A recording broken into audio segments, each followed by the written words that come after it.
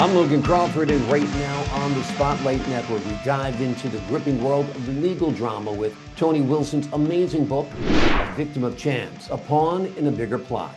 This fast-paced thriller follows Carl Donovan, a small-town lawyer who finds himself entangled in a deadly conspiracy involving racial injustice, cartel secrets, and a case that could cost him everything. If you're a fan of John Grisham or Michael Connelly, you won't want to miss this book or this conversation. We're delighted to have this very talented author join us here today on Spotlight. We thank the team at Atticus Publishing for helping us put him in the spotlight today, and we ask viewers like you to support authors like him by subscribing to our channel and by purchasing his wonderful book, a powerful book. The links are below this interview. Tony, thank you so much for joining me here today on Spotlight. Thank you, Logan. Thank you for having me. It's my pleasure. This is a terrific book, a real page turner. Carl Donovan is a wonderful character. And tell us a little bit about him and about this big case that he's on. So, Carl Donovan is an attorney that's representing a black male murder, accused of murdering his wife. Um, it starts off pretty simple. It seems like maybe a open and shut case, just defense. But it starts making turns later in the book where um, there's more involved in just the murder itself.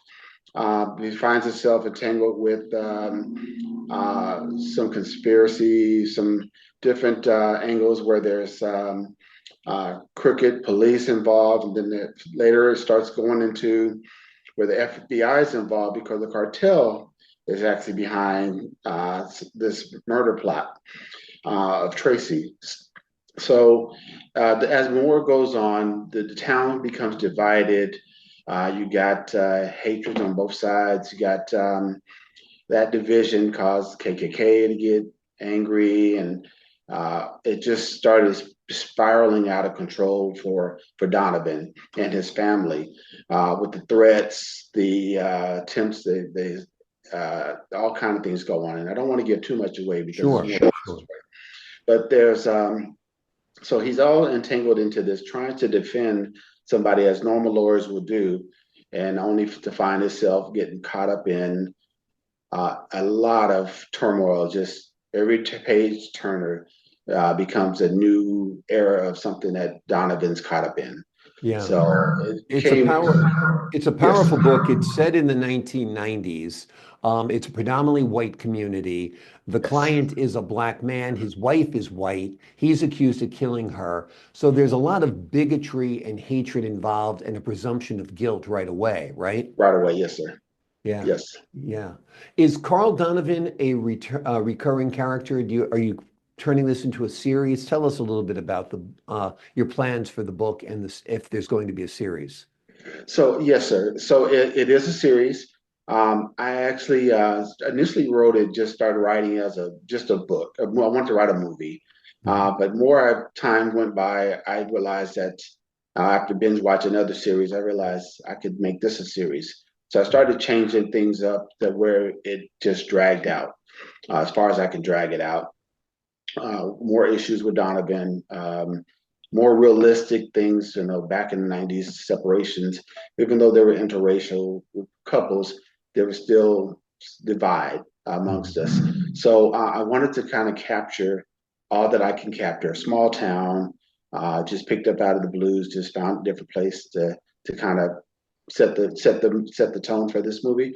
Nice cottage area in the white suburban area. So I just really wanted to just kind of involve how things progress. And I think during COVID is really when I really got a chance to dive into completing this, and even had started my second book. Um, uh, so at that point, there is a conclusion. I don't want to give it away too soon, but I went ahead and finished it as far as a trilogy. So I'm looking forward to just spreading the story and hopefully finding its way to a movie screen. That'd be great. That would be a terrific movie. Like we said, a lot of the books that it's similar to Michael Connelly, James Patterson, and so forth have made terrific films. Carl Donovan is a wonderful character. And the couple that's involved, the man who's accused of the murder, of course, it's a very compelling case as well. Now, you're a military guy. That is Tell us how, correct. if your military background influenced your writing at all. I don't know if my military influenced my writing. Although I had gone in the military in the early 80s, I spent actually 9 years active, 6 years reserve. I can't say the military influenced it. There were other things that involved my life that did influence this type of writing, movies at the time. So I actually find writing to as an escape. It allows me to just kind of escape whatever realities that I'm dealing with at the moment. It allows me to just go into another area where I could write and create stories. And I've done that through a few other books of mine, a few plays, a few short stories I was writing prior to writing this book, The Victim Why of did you Chance. set it in the 90s? Do you feel that racial discrimination was more pronounced then than it would be today? Tell us a little bit about your thoughts there. So again, when it came to actually wanting it to be a movie, it was important to have this kind of a movie set in a time frame where this stuff would be more prevalent. It's still prevalent today, but I think the 90s, small divided towns, pretty much divided by railroad tracks, really kind of set a tone for that. So it gives more of a real feeling of, wow, this is something different. Not different in a term of things that maybe legal scholars go through as far as cases are concerned. I'm sure they always get death threats, they always get something going on. So, but I wanted to set an environment. So the 90s to me were that was the era that, again, a lot of racial couples were coming together, but there was still that great divide. So, Yeah. And also, it was before the digital age.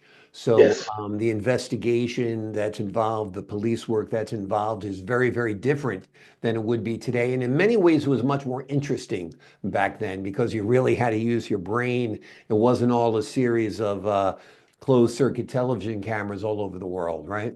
yeah, we didn't have cell phones there either. So, yeah, Exactly, exactly. All our research, everything we need in our lives is right here now, all the research. But right, people used to actually have to go and physically talk to people and research things, and it was different. exactly. Yes. So, how many books do you envision in the series? Is there more than one so far right now? Right now, there's two. Okay. Yeah, And there's this is two the right second now. book that we've The been second focusing book, on? yeah, this is the Okay. second book that's part of this Carl Donovan stories. Yeah. Okay. What's the first book? Tell us about that. So the first book is the victim of chance upon a bigger plot, which is what we're discussing today. It started off again as just a movie, just wanted to write a nice book. But during COVID time period, I realized that I can add more to this. I can write more. I was still interested in writing more.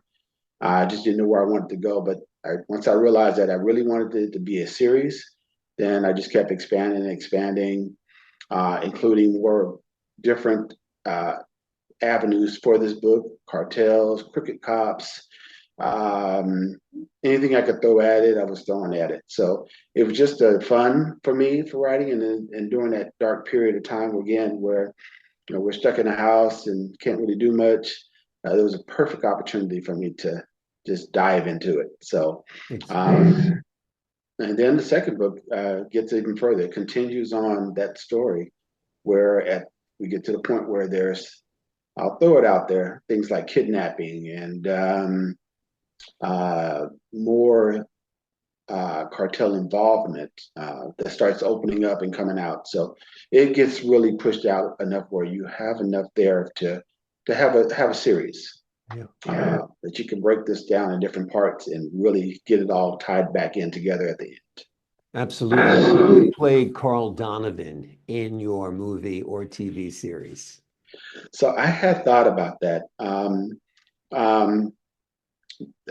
right now, the names are escaping me now, but Mhm. there was a few celebrities that I thought would be fitting for it.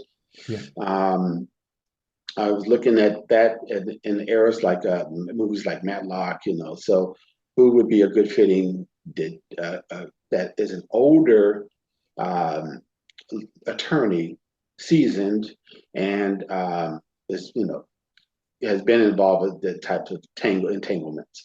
So um, again, no name right now Yeah. comes to mind like that, but there were several, and I was looking at even other characters, David, other people who would play a good David or a good Tracy or just Sheriff Reed, who would play these parts. So those have been in my forefront.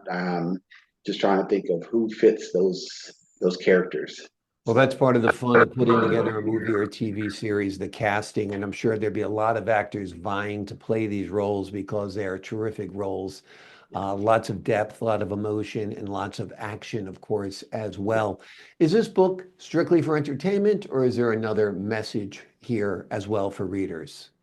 Well, it was for entertainment. There is a message in there, um, um, and it just really just reflects again that era time frame with the racial injustices, um, just things that I actually put in there that I really didn't even think today would still be prevalent, like the fact that his wife was actually killed uh, by uh, it wasn't they it was written for suicide, but it was actually a came to think of it now, so it wasn't a cyanide pill that initially was thought. Right. Anyway, so. Exactly. It's one of the many twists in the story as well.